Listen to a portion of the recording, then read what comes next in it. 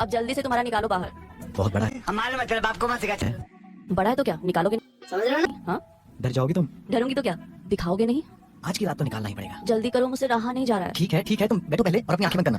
ना ना, ऐसा गलत काम ना करना जी। ठीक है, आंखें बंद कर लेती हूँ, लेकिन सीधा मेरे हाथ पे रख देना। ठीक है। चलो। बाप रे कितना गर्म है। अभी भी निकाला इसलिए। अभी आंखें खोलो, मुझसे रहा नहीं जा रहा है। हाँ खोलो। ये बड़ी अच्छी बात कही है। वाह कितना सुंदर है, मन करता है कि इसे चूम लूं। तुम्हारा ये चूम लो।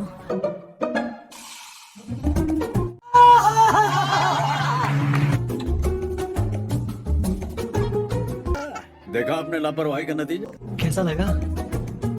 शानदार, इसका इनाम ले लो।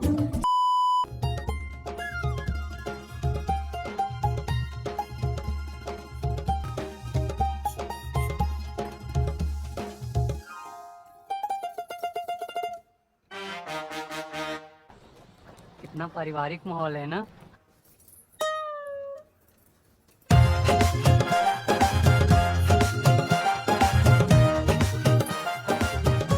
रात में क्या तुम सांप सीढ़ी खेलते रहते हो, जो दिन में तुम्हें पल्लू गिराने पड़ रहे हैं?